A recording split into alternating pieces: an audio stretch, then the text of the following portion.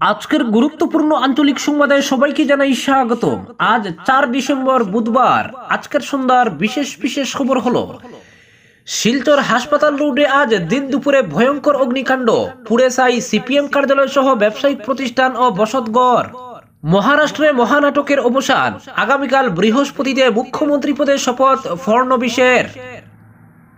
বাংলাদেশি পর্যটকদের শ্রীভূমির কোনো হোটেলে স্থান নয়, সিদ্ধান্ত মালিক সংস্থার।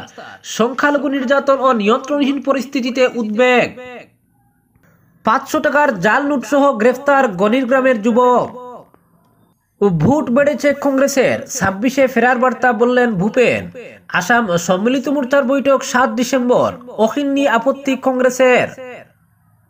ফেব্রুয়ারিতে রাজ্যে অ্যাডভান্টেজ আসাম, নাড্ডা সিন্ধিয়া গোয়েলকে আমন্ত্রণ মুখ্যমন্ত্রীর। অহংকার বেড়েছে, এটা আজমলের পতনের লক্ষণ, বললেন বিধায়ক নিজামুদ্দিন চৌধুরী। এবং সর্বশেষ খবরটি হলো, হিন্দু নির্যাতন বন্ধ করুন, ইউনুসকে আহ্বান শাহী ইমামের। এবারে শুনুন বিস্তারিত খবর। উপনির্বাচনে সম্মিলিত বিরোধী মোর্চা থেকে সরে এসেছিল কংগ্রেস। আগামী পঞ্চায়েত নির্বাচনেও একা চলার নীতি বহাল থাকবে তাদের। কিন্তু 26-এর বিধানসভা ভোটের আগে বিরোধী ঐক্যে আপত্তি নেই কংগ্রেসের, সেই তোড়জোড় শুরু হয়েছে।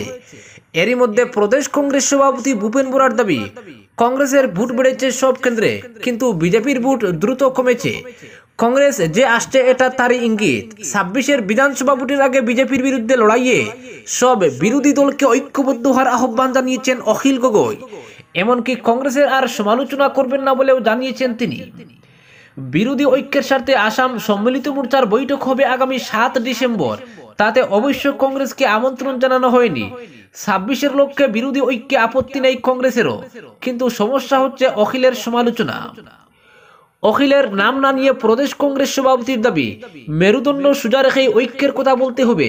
একদিকে কংগ্রেসকে গালি দেওয়া, অন্যদিকে টেবিলের পাশাপাশি বসে ঐক্যের আলোচনা করা, দুটো একসঙ্গে চলতে পারে না।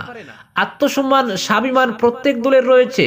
দলের মর্যাদা, তৃণমূল কর্মীদের অনুভূতিকে আঘাত দিয়ে জোট করা সম্ভব নয়। মেরুদণ্ড সোজা রেখে জোটের পথ প্রশস্ত করতে হবে। কিন্তু 26-এ কংগ্রেস আসছে, এই বার্তাও দেওয়ার চেষ্টা করেছেন বিরোধী দলের সভাপতি। তার দাবি, আমাদের ভোট ধীরে ধীরে বাড়ছে, কিন্তু বিজেপির ভোট কমছে দ্রুত হারে। কংগ্রেসের ভোট বৃদ্ধির হার কম, কিন্তু বিজেপির ভোট কমার হার বেশি। তবে ভোটের হারও কমেছে, এর জন্য কে দায়ী?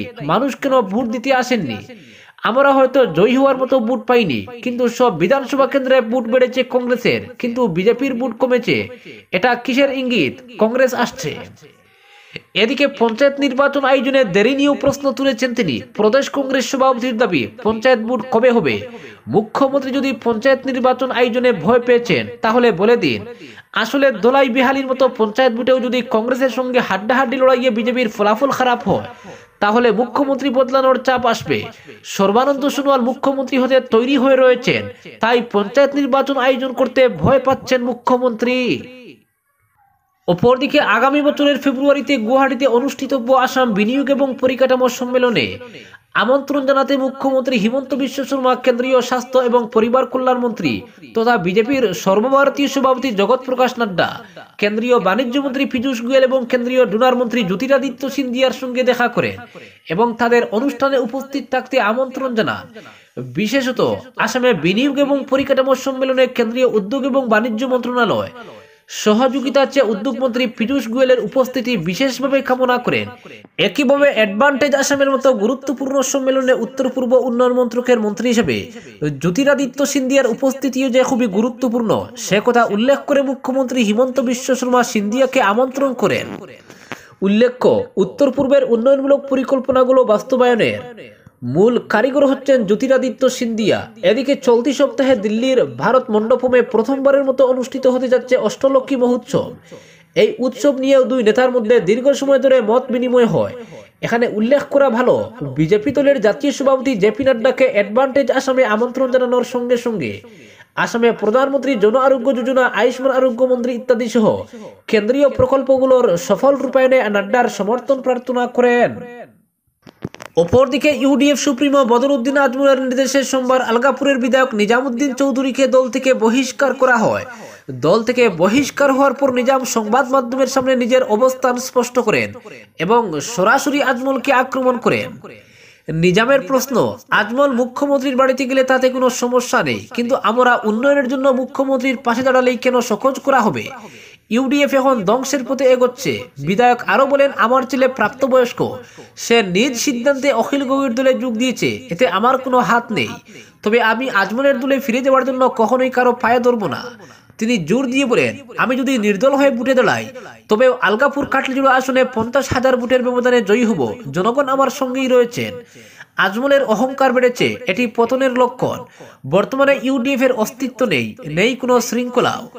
বদরুদ্দিন আজমলকে তীব্র কটাক্ষ করে নিজামুদ্দিন চৌধুরী বলেন, আমাকে দল থেকে বহিষ্কার করে যদি ইউডিএফ 100টি আসনে যেতে তাহলে আমি খুশি হব, তবে সেটা সম্ভব নয়। তিনি আরো বলেন, পঞ্চায়েত নির্বাচনের ফলাফল দেখে তিনি পরবর্তী রাজনৈতিক পদক্ষেপের বিষয়ে সিদ্ধান্ত নেবেন। অপরদিকে বাংলাদেশে হিন্দু নির্যাতনের বিরুদ্ধে এবার প্রতিবাদে সরব হলেন সৈয়দ আহমেদ বুখারী। দিল্লির জামা মসজিদের শাহী ইমাম মঙ্গলবার বাংলাদেশের অন্তর্বর্তী সরকারের প্রধান মোহাম্মদ ইউনূসের প্রতি হিন্দুদের সুরক্ষা নিশ্চিত করার আর্জি জানিয়েছেন। ইউনূসের উদ্দেশ্যে এক খোলা চিঠিতে শাহী ইমাম দুদেশের দীর্ঘদিনের নিবিড় সম্পর্কের উল্লেখ করে বলেছেন, বাংলাদেশের জন্মলগ্ন থেকেই ভারতের রাজনৈতিক নেতৃত্ব থেকে শুরু করে সুশীল সমাজ, সংবাদ মাধ্যম এবং প্রভাবশালী মহল সহযোগিতার হাত বাড়িয়ে দিয়েছে। বাংলাদেশের প্রথম প্রধানমন্ত্রী মুজিবুর রহমান থেকে শুরু করে শেখ হাসিনা ও তাদের দলের সঙ্গে ভারত বরাবরই সুসম্পর্ক বজায় রেখেছে। শাহী ইমাম বলেছেন, শেখ হাসিনার পতনের পর থেকে বাংলাদেশে যেভাবে আওয়ামী লীগের মুসলিম ও হিন্দু সমর্থকদের উপর আক্রমণ চলছে তা মোটেও শুভ লক্ষণ নয়। তিনি স্পষ্ট ভাষায় বলেছেন, এতদিন অবধি এগুলো বাংলাদেশের অভ্যন্তরীণ বিষয় ছিল, কিন্তু গত কিছুদিন ধরে হিন্দুদের উপর একতরফা যেভাবে আক্রমণ হচ্ছে তা কোনোভাবেই মেনে নেওয়া যায় না। অবিলম্বে হিন্দু নির্যাতন বন্ধ করার আহ্বান জানিয়েছেন শাহী ইমাম। পাশাপাশি ইসলামে ভিন ধর্মীর সঙ্গে অন্যায় অবিচারের কোনো স্থান নেই, একথাও ইউনূসকে স্মরণ করিয়ে দিয়েছেন শাহী ইমাম। অপরদিকে কাটিগড়ার চৌরঙ্গিতে বাজেয়াপ্ত হলো 80,000 টাকার জাল নোট। একই সঙ্গে গ্রেফতার করা হয় এক পাচারকারীকে। ইদানিং বাজারে নকল নোট ছড়িয়ে দিতে উঠে পড়ে লেগেছে একটি চক্র। এই চক্রের এক পান্ডা পুলিশের হাতে ধরা পড়েছে। মঙ্গলবার পড়ন্ত বিকেলে শিলচর আর্মি ইন্টেলিজেন্স বিভাগের গোপন সূত্রের খবরের ভিত্তিতে এবং কাটিগড়া পুলিশের যৌথ অভিযানে কাটিগড়ার চৌরঙ্গি থেকে এই জাল নোট বাজেয়াপ্ত করা হয়।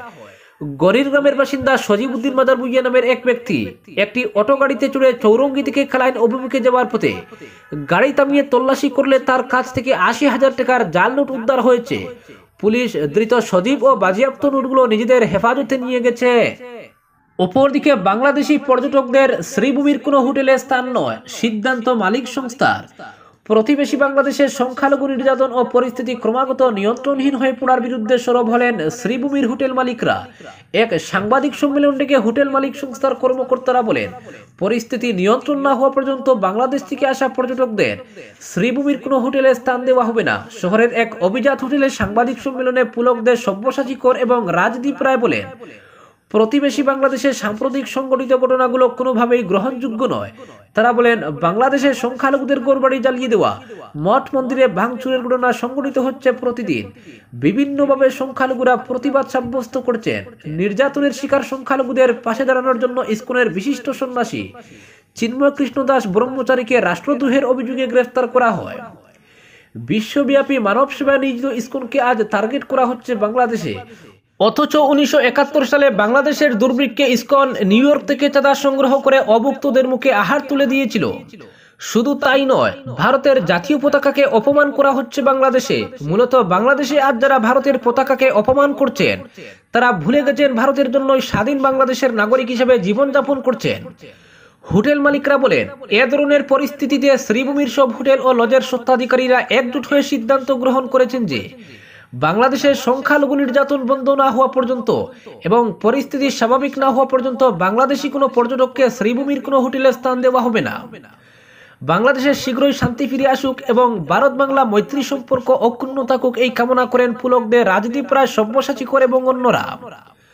উল্লেখ্য, বাংলাদেশ কাণ্ডের প্রতিবাদে ইতিমধ্যে জেলার আমদানি রপ্তানিকারক ব্যবসায়ী সংস্থার তরফে সব ধরনের আমদানি রপ্তানি ব্যবসা অনির্দিষ্টকালের জন্য বন্ধ করে দেওয়ার কথা জানিয়েছেন লাইমস্টোন এক্সপোর্টার্স অ্যাসোসিয়েশনের সভাপতি শিবাজি চৌধুরী। অপরদিকে শিলচরের হাসপাতাল রোডে ভয়ঙ্কর অগ্নিকাণ্ডের ঘটনা ঘটল। আজ বেলা 2টা নাগাদ এই ভয়ঙ্কর অগ্নিকাণ্ডের ঘটনাটি সংঘটিত হয়। আগুনের লেলিহানে একটি ফার্মাসি, রঙের দোকান ও সিপিএম কার্যালয় সহ পেছনে থাকা বেশ কয়েকটি বসতবাড়ি ছাই করে দেয়।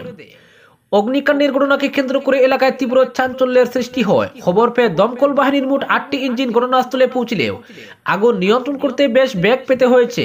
এদিকে দমকল ইঞ্জিনগুলোতে থাকা জলের পাইপ ফাটা থাকায় আগুন নেভাতে অনেক সমস্যার সৃষ্টি হয়েছে বলে জানা গেছে। এতে জনগণের মধ্যে দমকল বাহিনীর ভূমিকা নিয়ে ক্ষোভ পরিলক্ষিত হয়। এ নিয়ে স্থানীয় প্রশাসনের দৃষ্টি আকর্ষণ করেছেন। ভয়াবহ অগ্নিকাণ্ডের ফলে কয়েক কোটি টাকার ক্ষয়ক্ষতি হয়েছে বলে জানা গেছে। ইলেকট্রিক শর্ট সার্কিট থেকে এই অগ্নিকাণ্ডের ঘটনা সংঘটিত হয়েছে বলে ধারণা করা হচ্ছে। ঘটনার খবর পেয়ে শিলচরের পুলিশ সুপার নুমল মাহাতো, অতিরিক্ত পুলিশ সুপার সুব্রত সেন ও সদর থানার ওসি সহ বিশাল পুলিশ বাহিনী এলাকায় পৌঁছে পরিস্থিতি নিয়ন্ত্রণে আনেন। অপরদিকে জল্পনার অবসান। আগামীকাল 5 নভেম্বর মহারাষ্ট্রের মুখ্যমন্ত্রী হিসেবে শপথ নিতে চলেছেন দেবেন্দ্র ফড়নবিস। বিজেপি কোর কমিটির বৈঠকে নেওয়া হয়েছে এই সিদ্ধান্ত। বিজেপির কোর কমিটির বৈঠকে উপস্থিত ছিলেন কেন্দ্রীয় মন্ত্রী নির্মলা সীতারমণ, গুজরাটের প্রাক্তন মুখ্যমন্ত্রী বিজয় রূপানী এবং ফড়নবিস। সেখানে সিদ্ধান্ত নেওয়া হয় আগামীকাল অর্থাৎ বৃহস্পতিবার 2 উপমুখ্যমন্ত্রী একনাথ শিন্ডে ও অজিত পাওয়ারের সঙ্গে মুখ্যমন্ত্রী হিসেবে শপথ নেবেন ফড়নবিস। বলা বাহুল্য, ফড়নবিস মহারাষ্ট্রে 2বার মুখ্যমন্ত্রী ছিলেন। শুধু তাই নয়, উপমুখ্যমন্ত্রী হিসেবে দায়িত্ব পালন করেছেন।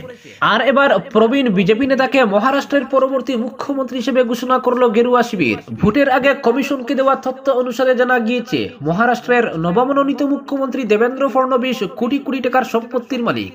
বর্তমানে তার রয়েছে 13.27 কোটি টাকার সম্পত্তি। শুধু তাই নয় যে বিপুল স্থাবর এবং অস্থাবর সম্পত্তি রয়েছে।